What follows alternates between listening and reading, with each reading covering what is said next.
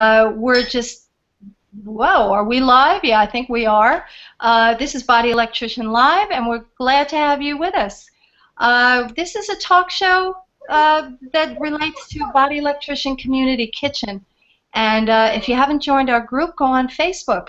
And we're an open public group, and we can't wait to meet you. We have tonight Cheryl Whitehouse, and she's in San Diego. Say hi, Cheryl. Hello. And we also have a very special guest. We have Delanne Walts. And say hi, Delanne. Hi, Delanne. Good to be here, girls. Yeah, all right. We did this once before. We had a good time the last time, so we figured we'll do that again. And, tonight we figure we talk about food.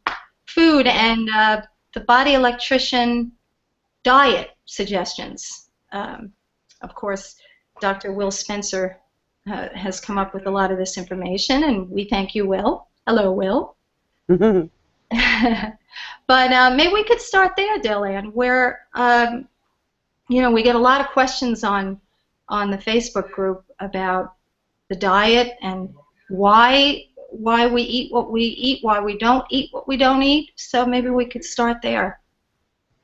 Oh, you want me to just run down the rules, or? You know, well, we know them, but you know, some people do not. There is a tab on the website called Healthy Diet, because there's always something I neglect to mention. But basically, we do not recommend eating any sort of grains, nuts, seeds, or tubers. And I always add there that beans are seeds, so that's included. Tubers are potatoes, sweet potatoes, Jerusalem artichokes. Those are the main things that people eat that are tubers. Peanuts.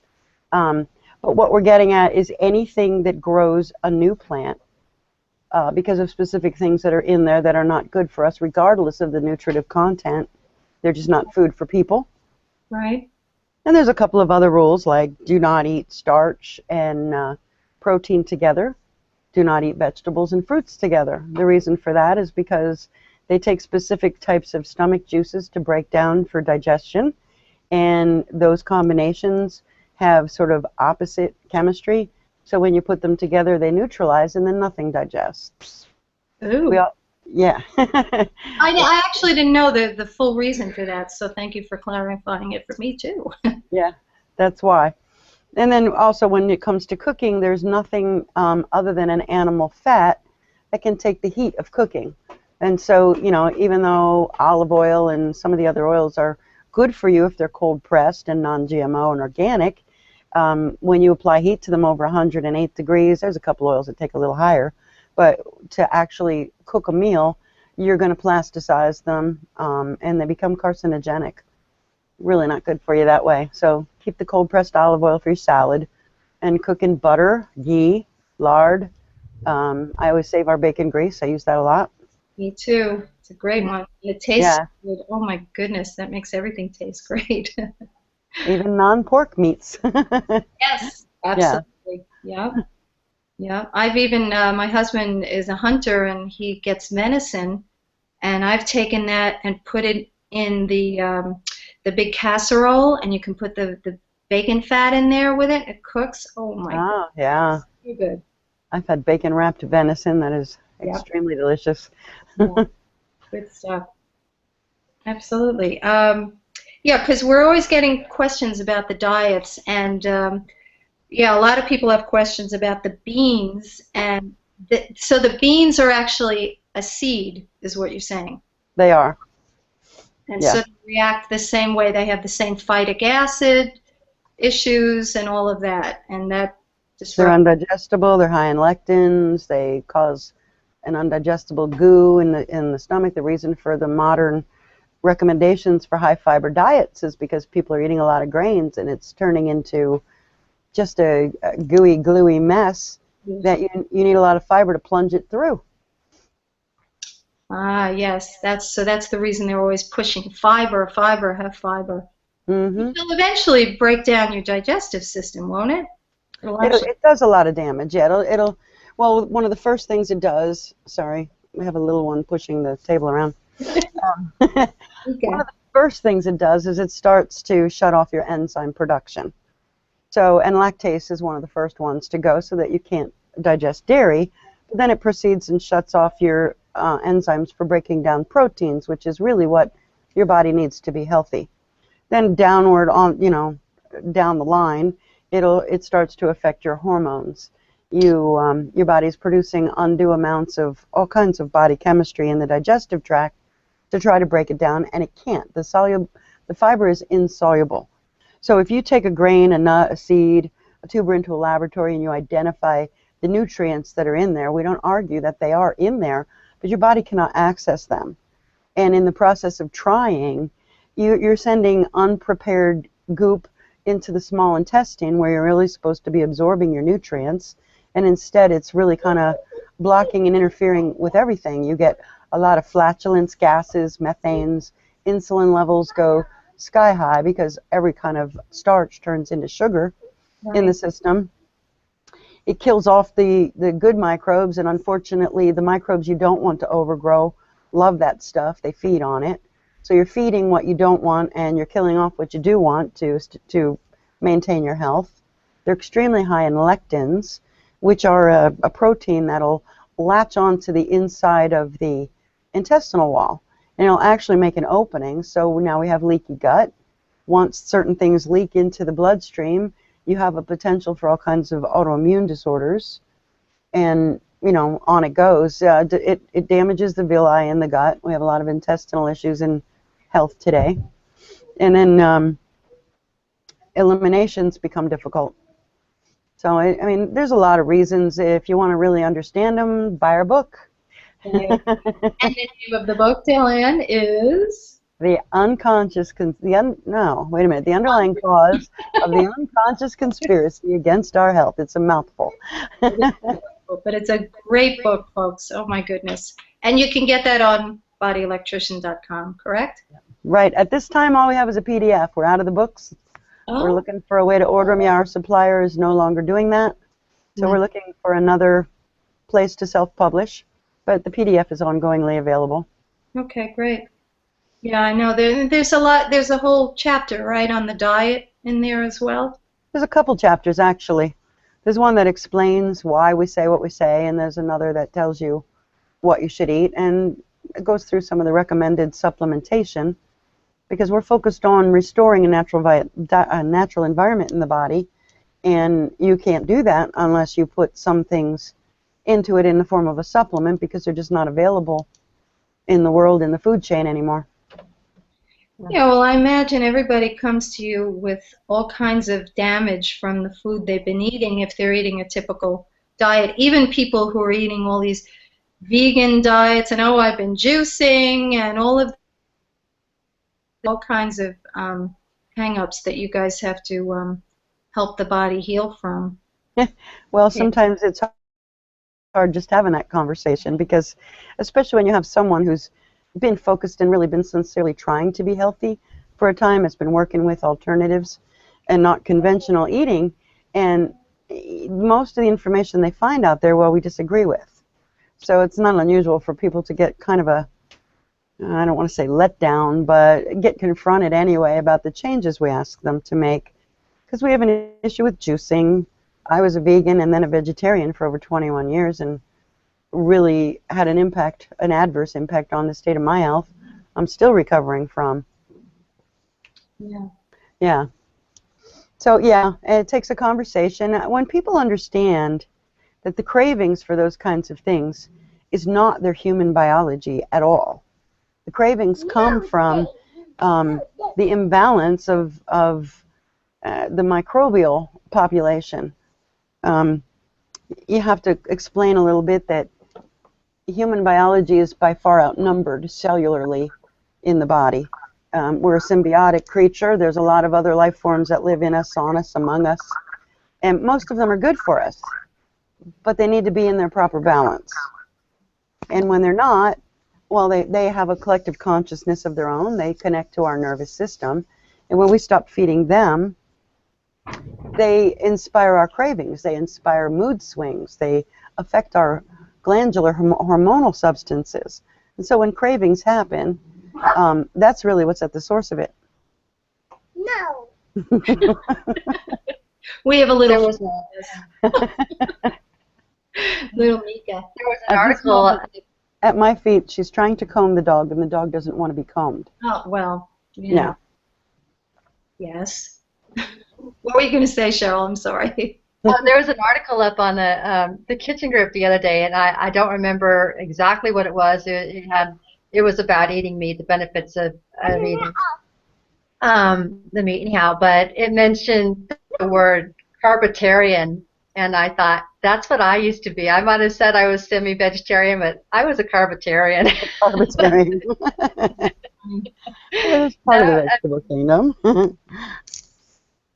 That's another thing we were talking about is, like when people do get onto the diet, at first they're like, okay, I'll go for it, but then they start having problems. For some people, it's bread. For others, it's potatoes. For me, it was tortillas. Um, and I didn't even know about the beans. I was just completely oblivious for the first 6 months or so. Um, but if you guys come up with any coping strategies to get past those. It's really, it's a withdrawal. Here, you say hello, and then you go find mommy, okay? Say hi, everybody. Mika. Say, my name is Mika. Say, Merry Christmas. Merry Christmas, Mika. Can you Wait, say bye-bye? I have to show you something.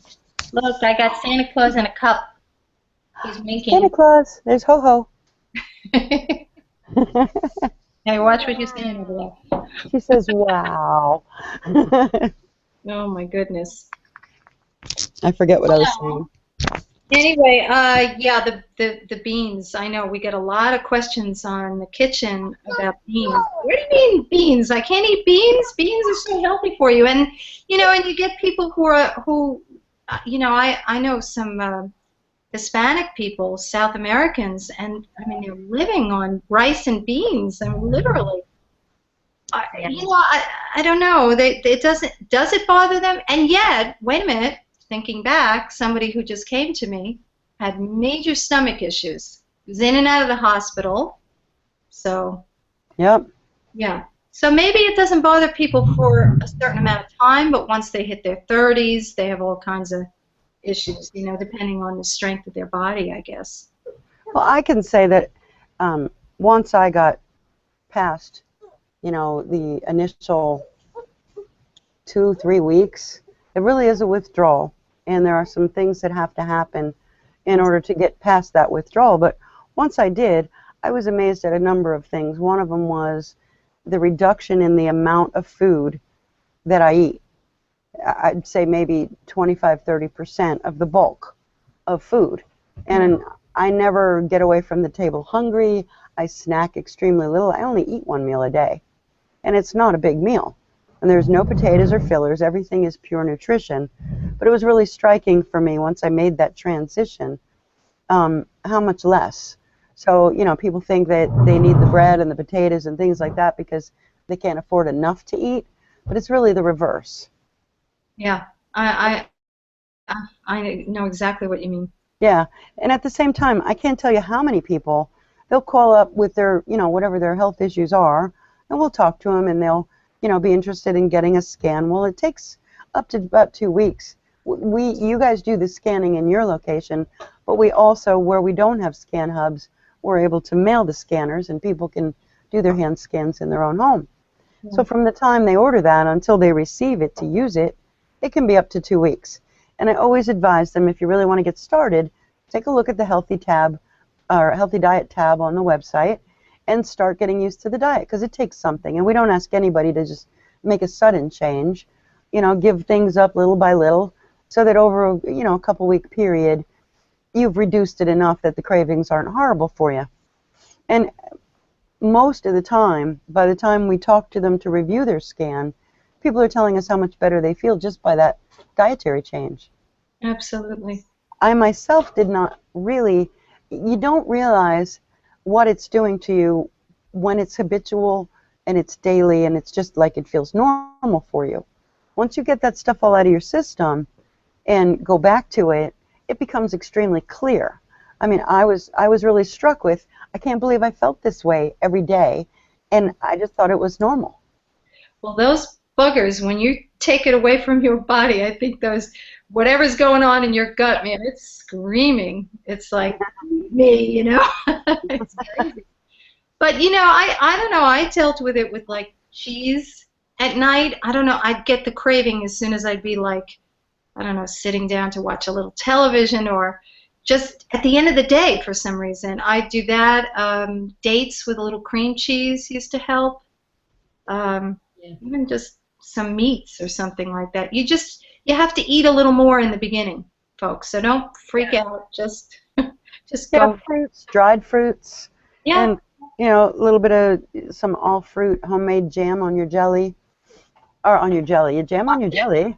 No, jam on your cheese. That's really good. Even mint jam is good on the cheese. I gotta try that. That sounds Mhm. good. Well, I know you're a good cook, Delanne. So, So they what? say. Yeah, no, I've Oh, heard. it's And true. when you were here, you were helping me out with my chili. I remember. Oh, add a little of this, add a little of that. It was awesome. What were you going to say, Cheryl? I'm sorry, I cut you off. No, I wasn't. But yeah, speaking of which, yeah, Delanne was going to tell us about her cooking and release us all to be able to just cook, just straight Just from the lose heart. your intimidation in the kitchen. Yeah, be creative, right? Yep. Well, speaking of foods, you know, Cheryl was bringing up what are we allowed to have? What do you think of coffee? Because a lot of people ask that too. Coffee, alcohol, what's the deal with that? So, what are your thoughts Well, on that, Julie? moderation is the key. I drink coffee every morning. I make sure it's organic. I use raw honey and heavy cream in it. But I've always had a cup of coffee. Actually, sometimes I have two. I Yeah. don't think it's something you want to be drinking all day long. Right, right. I Isn't agree. there an Yeah. actual benefit to putting cream in with the coffee? There's an effect it has. Well, the way we look at it, the processing the caffeine can leach the calcium out of the system. And so if you put calcium in with it, it'll use that instead of leaching your calcium. Ah, bravo. I like that Mhm. little tip. Cool. Yeah. How about alcohol then? You know, wines, beer. I know Will's not crazy about beer. He's a little, Well, if you make beer the old-fashioned way, it's okay. it's fine. Same Right. thing with wine. They inoculate these alcohols to brew them quicker. And they're actually using chemicals, which antibiotics, and they're inoculating it. Those are not good for you. Of course. If you can get the sulfite-free organic wines, if you get the old-fashioned made beer, even the grains they make the hard liquors with, most of them are genetically modified. And the distilling systems they use chemicals to speed it up, so it's artificial. But any of those things are fine if you get it the natural way that nature does it. Distilling, well, not distilling, but fermentation is a natural process. And there's things about it that are beneficial to us. It's just moderation. You can't drink it to get drunk, but if you drink it to relax, that's another story. Well, speaking of drinking till you get drunk, a lot of people that 'tis the season, you know, it's starting with everybody kind of going to parties, drinking a little too much, eating a little too much, eating things that maybe are not on the suggested diet here. What's something they can do to kind of help recover from that? Uh, Hmm. any suggestions? Well, it depends on what you're doing. I mean, we cheat. I'm going to cheat this Christmas. Somebody makes my favorite chocolate chip cookies. Having at least one. Yeah, there you go. Probably more than that. And we do. So, yeah, right? When we know we're going to do it, we take extra enzymes. And we're always, we practice what we preach. So we have, a lot of different probiotics, the soil-borne probiotics especially, minerals, enzymes, every day. So we've already got a system that's saturated with it. So right there is a benefit to be able to cheat and get over it more quickly. So when we do, we just up the prozymes, up the digestive enzymes, up the probiotics. Right. We have a supplement that's a fermentation aid called Digest Assist. That really helps when you're putting the no-nos in the stomach. It helps the stomach break them down. and and then we also just make up our mind it's going to be 1 to 3 days until we feel like we're back to normal, till the body can get rid of that stuff. Right. Right. Absolutely. Yeah. And Will was talking on the show that he did yesterday about when he is away from home and what he does, that he just eats what's put in front of him, that's just respectful and a blessing, and, just get on with it. And Yeah. We were at a talk this past summer and staying at some people's house and didn't expect to be fed, and suddenly we're presented with a plate of food. It was a vegan meal. It had tofu, it had rice, it had the corn chip tortillas, beans. There wasn't any meat, but I mean, it was an awful mess for what we eat. And all we could do was be grateful and say thank you. And we ate it and we ran for the enzymes. Did you put it intravenous? Right. It didn't matter. It was a couple of days. It was just like lead going through the system. Yeah. Absolutely. What's going on over there, Cheryl? oh, we got some sort of package. Nothing. Oh. Early Christmas presents. Bring me that. Life.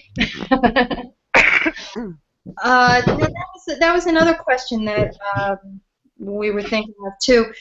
When taking the supplements, do you guys kind of have any hard and fast rules about when to take certain things, with what, when not to take? It's, in other words, let's say you're taking Maniflora, which obviously is your great probiotic, and like, is it okay to take that throughout the day? Is it not good with food? Is it okay before food? I mean, how do you guys suggest that? Well, you have to understand that probiotics, in a natural world, are everywhere. And people should really understand there are a couple of kinds of probiotics as well.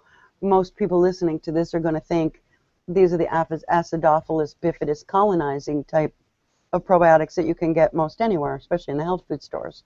These are not. We don't focus on those because they're readily available.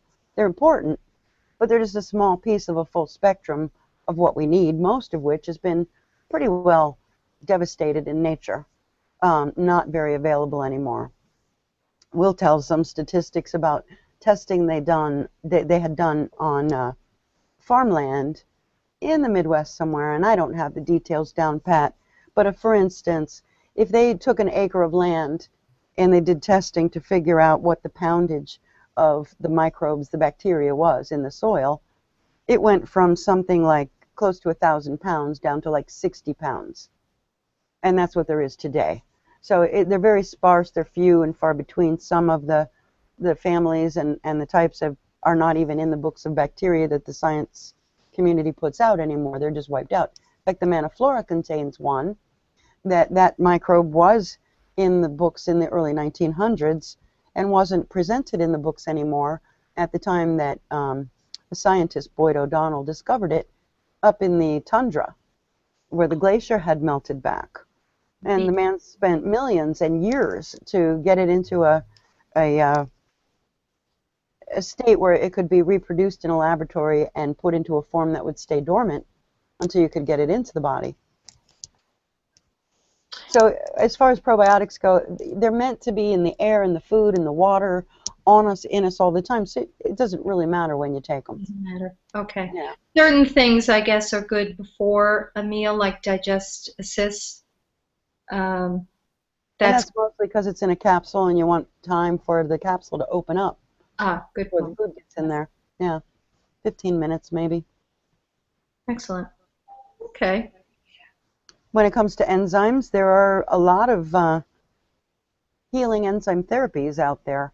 And so, although we focus on digestive enzymes, it's really good. You should really be taking those when you eat a meal. But there's no problem with taking them on an empty stomach. They're good for the body, and if they don't need them for digestion, the body knows how to take them apart, restructure the proteins, and use them where they're needed. Yes. Okay, great. Yeah, I know you guys have stuff for pets too, because I got my buddy on that, on your pet kit, So I mean, maybe you could tell people about that as well. I think it's helpful for people with animals. Well, last year we gave a home to a 10-year-old Labrador Pit Bull mix. Nice old gentleman, but he had been pretty much alone for years, and the family was completely just without a place for him anymore, so we took him in. This dog's eyes were clouded over. He was stiff-jointed. He looked like he was an older dog.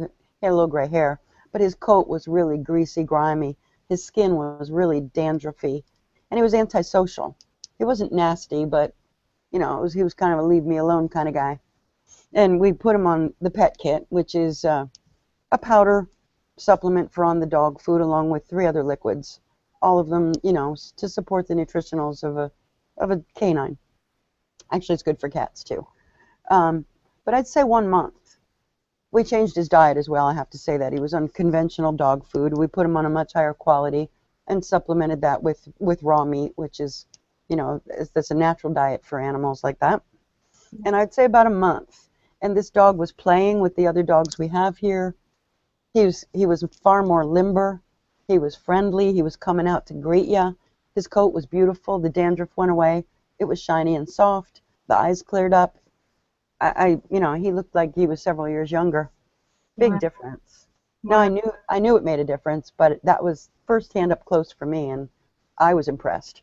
That's Chachi? Chachi, yeah, Chachi went home now. Really? Yeah, Oh my gosh.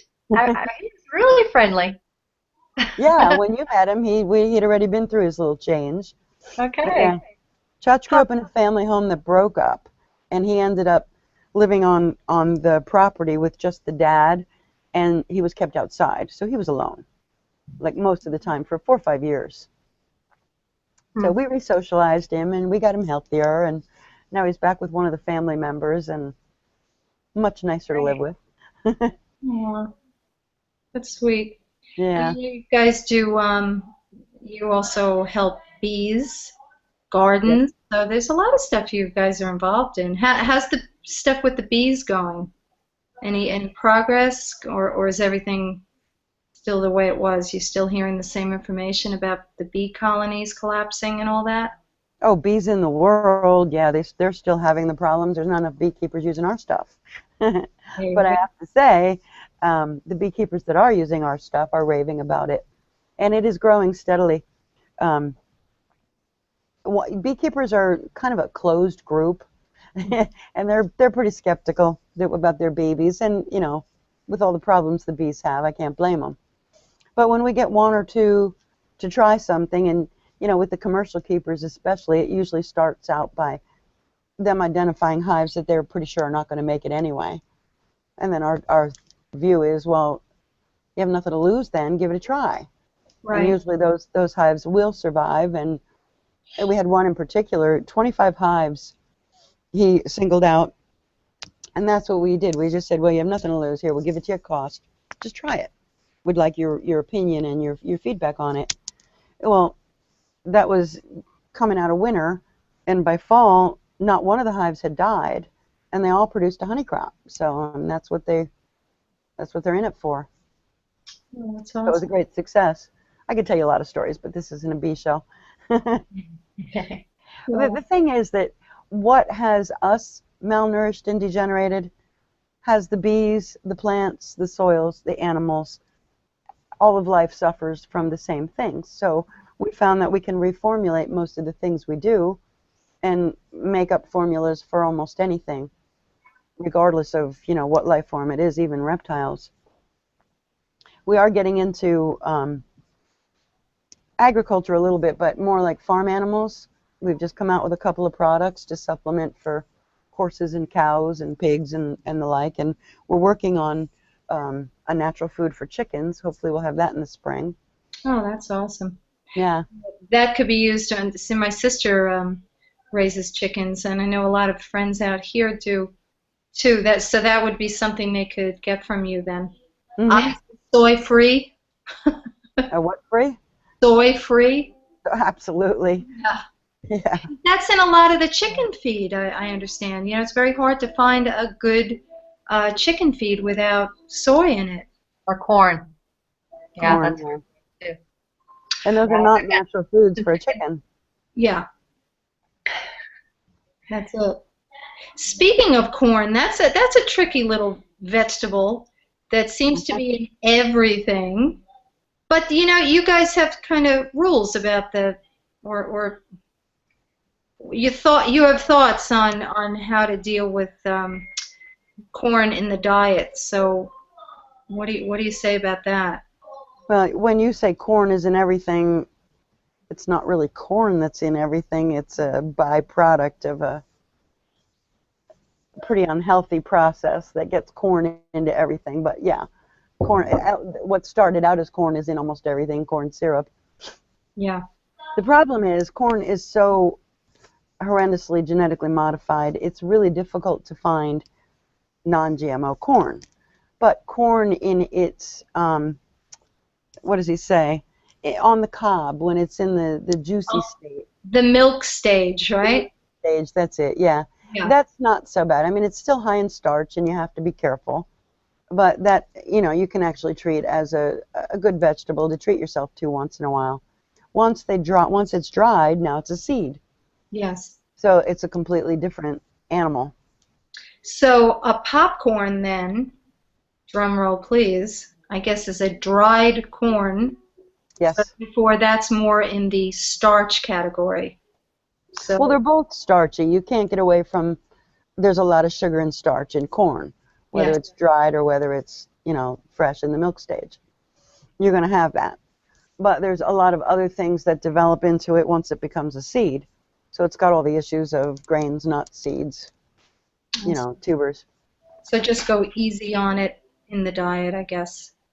Yeah, well, I'm pretty partial to it. And if I can find non-GMO corn on the cob come late summer, well, we'll have it for a meal or two.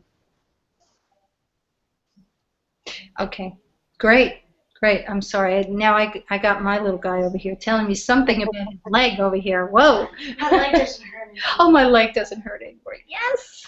Yay! About that, JoJo. That's awesome.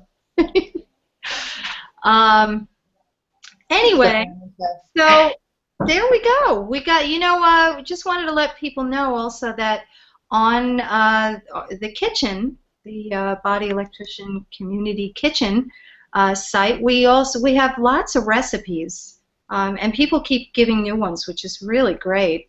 And you know, most of them I think are tested in kitchens, and people have great reviews about them. So you know, definitely go check out the kitchen, and in the files portion, you can see that's where all our recipes are, and some of them are from you, right, Delanne? I think I've posted a few things on there, yeah. Yeah, yeah. There's some real good My things. whole family is experimenting, so when they find a good one, they send it to me. Yeah, great. The oopsies are always fun, right? And the pizza. Right. Oh, that pizza is so great. I made that last week. It was so good.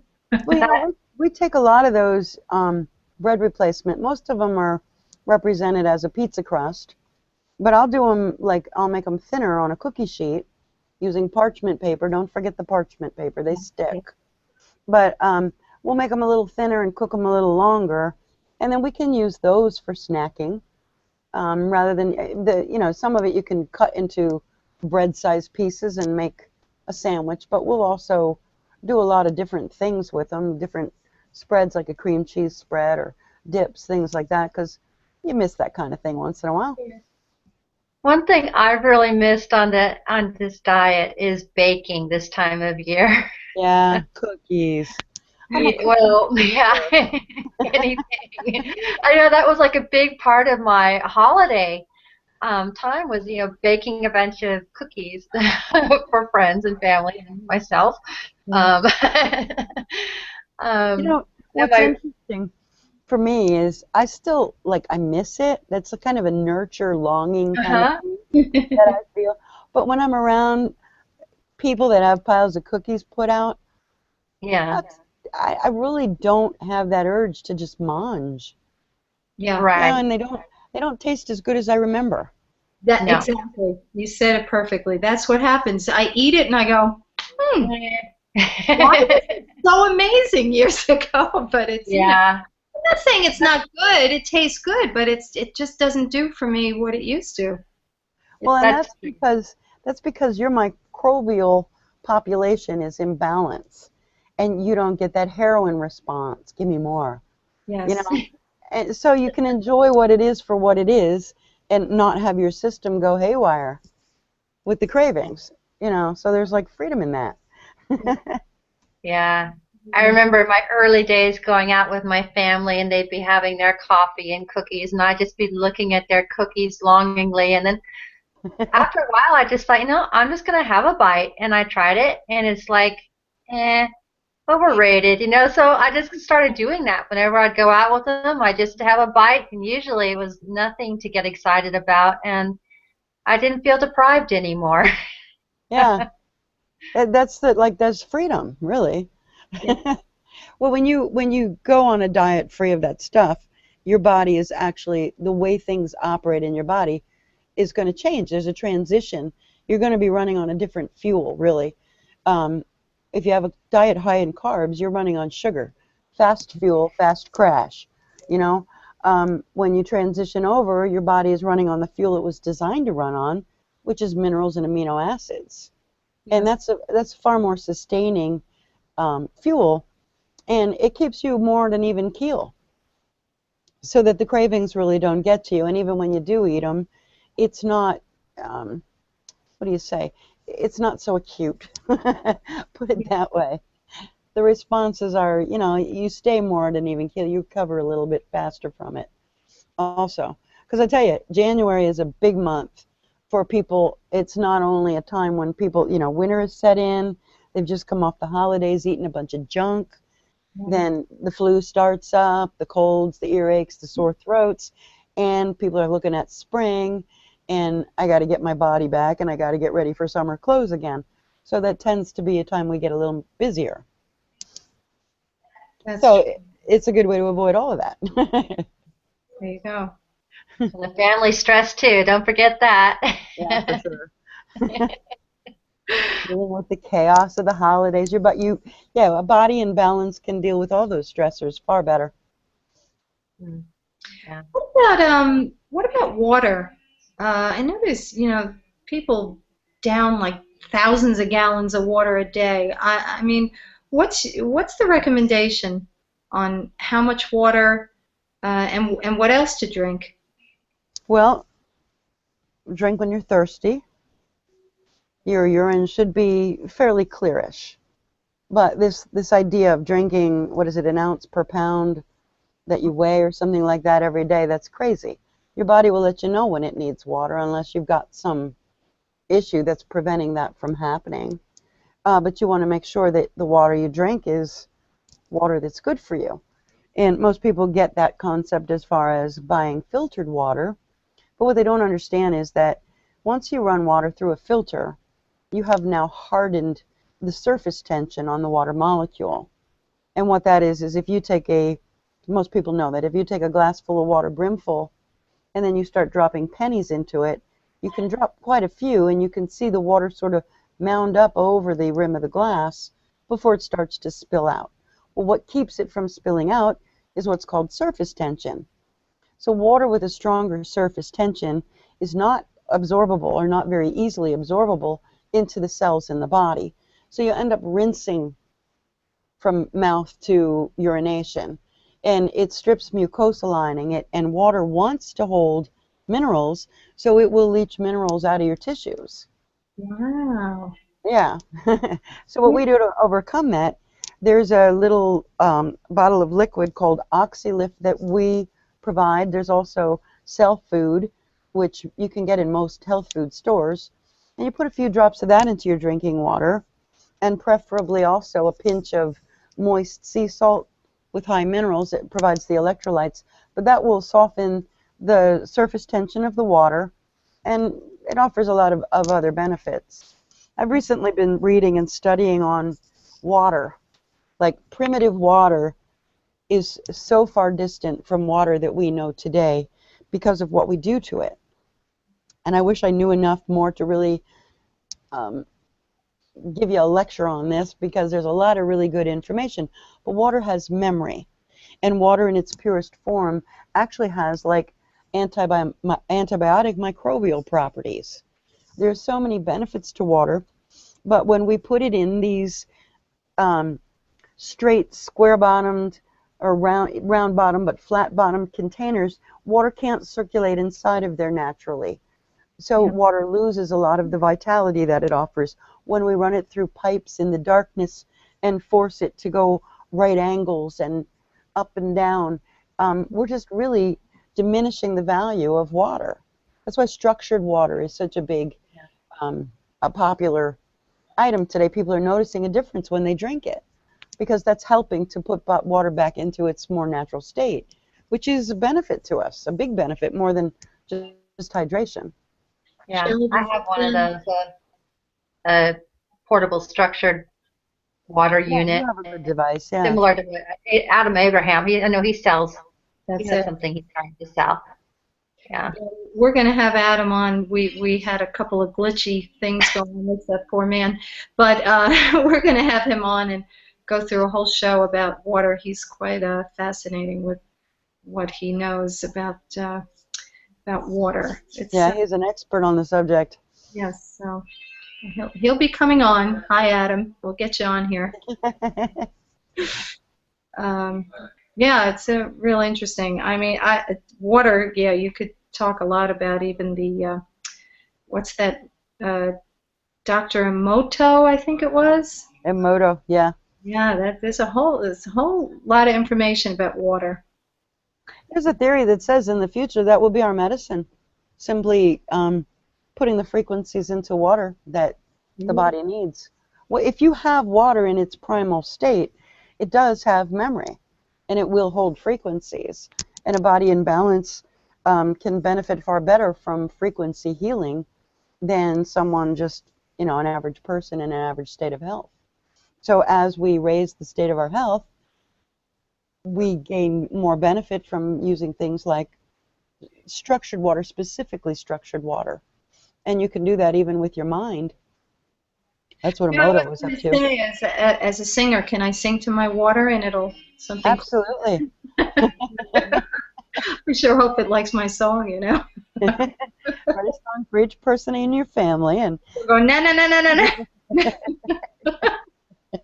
I don't know.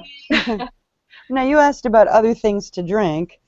We like to do teas, herbal teas, and when the kids were growing up, I used to make herbal iced tea for them quite a lot. There's a plethora of different blends you can do with that. If you use raw honey and some lemon in it and make an herbal tea blend, you can actually give the kids something you don't have to worry about them drinking too much of. And you're saying that's just some herbal tea and then just add some honey to it, huh? Honey and, try lemon in it because lemon's good in most of them. You Nice. can, you can make ginger flavored, herbal iced tea. It's Yes. really invigorating. I see a lot of people, and I was into it for a while too, the kombucha craze. I mean, I think it's kind of tapering off a little bit. It's not as, you know, crazy as it used to be. But what are you guys' thoughts on that? Kombucha is, it's for anything fermented. It has benefit. The concern recently is we're limited, those things that ferment on the counter, in the house, wherever you set them, even cultured vegetables, they're limited to culture from the bacteria that's available, and mostly it's in the air. Right. Unfortunately, there's a lot of genetically modified bacteria in our air these days, and there's a large lack of a lot of the beneficial ones. There's far more not beneficial bacteria floating around in our air. So whatever is there in your environment is what's going to culture your kombucha, your vegetables. I know that kombucha is a SCOBY, and it's literally a life form, but it is exposed to the air, and it does, contain what's there. We made kombucha for years, This year we threw it on the compost. All of a sudden it got this funky mold on it. Will's attributing it to something that may have come, because mold is really big this year across the board with all the wet that certain areas have been having, especially at certain times in the growing season.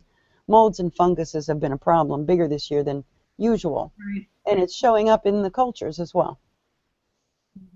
Wow. I think the popular drinks right now are the turmeric drinks, and also bone broth is really popular with people. What's the second one, Cheryl? Bone broth. Bone broth. Oh, bone broth. Yes. Okay. Yeah. Yeah, bone broth is good for most people, but you know, you can do too much of any good thing. So it's a matter of keeping things at balance. You know, you find out something's good for you. It's not always the best idea that more is better. Right. You know? Yeah. No, I know. I used to be very involved with the Weston A. Price organization, and I remember this one woman. She would have bone broth in one of those like crock pots, and all day long, like every day, she would just drink that and drink that and drink. I don't know, you know. I mean, like you said, some of it's good, but maybe a little too much. Yeah, certain health conditions have to be careful with it, and I can't tell you the reason why.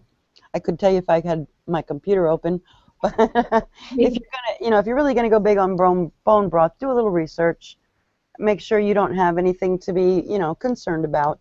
Not like it's no good, but there are certain conditions that you should keep it down. That's true. But when someone's sick, recovering, you know, especially from a flu or something more debilitating, it's an extremely nutritious and not hard to digest. It's not hard on the body. For the amount of nutrition the body gets from it and the little bit of energy it has to put into getting it, it's really good for that. Well, there's also a lot of claims that it does wonderful things for the joints. What do you think that's possible? Absolutely. It's got the collagen in it. That's what we need for our skin and joints. Yes. And teeth, too. It's supposed to help Have what? mineralize your teeth. Yes. Yes. What are you doing right now, Cheryl? You've got some sort of thing you're doing to remineralize. Oh, yeah. I had some dental problems, and they've gone away now. I even went to a dentist at one point just to make sure I was on track about stuff, because I have a client who's a dentist, fortunately. But I started upping my raw dairy, and even some raw eggs and some things, and did oil pulling in the morning and the AOT at night, and it's not a problem anymore. And it was really bothering me for a while. It was weird. It came up on my scan. I had a bunch of oral bacteria, but it didn't. But like 3 days later, that's when it started really bothering me. But with the time of my scan, I was like, oh, whatever. But yeah, later on, it started kicking in. But it's not a problem now. Yeah, there's nearly nothing the body can't heal, mend. The body knows how to take care of itself. It was created with the knowing. We just need to put nature back. Yeah, well, I think the earth is like that too. I mean, Right. we're part of the earth, so it can heal too. It's just we don't give it a lot of chance to do that sometimes, or ourselves, I guess. For sure. Well, ladies, we got a lot of information out, and I'm sure the people watching and people that will watch the video, because it will be on YouTube after this, and you know, we love talking with you, Delanne. You have some great information, and like I said, I'm sure that's going to help a lot of people, because they have a lot of questions sometimes about the diet. What can we eat? What can't we eat? You know, and I think you clarified a lot of stuff for people, so thank you. You're welcome. Let everybody know that, you know, they can go to the Body Electrician Community Kitchen on Facebook, ask questions there. Everybody's ready to jump in and help you out. And Will and I are certainly friendly on the phone. If you have questions, we're glad to have you call, and we'll speak to you. Yes, and you can find your number on bodyelectrician.com. There's the Yes. contact information there. We actually should put that on the community kitchen too, that Phone information. number in the email. Yeah, there's a contact us button on the website as well if you'd rather send an email. But Yes. that's what we're here for. And don't forget us scan hubs out there. We can help you get a scan if you're in New York, San Diego, wherever. There's we have people all over the country. And what were the other countries you were saying, Delanne? Scotland, which is serving most of that eastern part of Europe, and there's one in New Zealand. We've had a couple of others that kind of move around, nothing stationary. But yeah, pretty much anywhere in the world, if you want a hand scan, we'll get you one. There you go. There you go. Well, anyway, so thank you again, everybody, for watching, and we'll see you again soon. Body Electrician Live saying good night. And Thank also, you. Merry Christmas. Merry Yeah, Christmas, happy happy holidays, and a happy, happy, healthy, vibrant, healthy New Year. Good night, everybody. Night.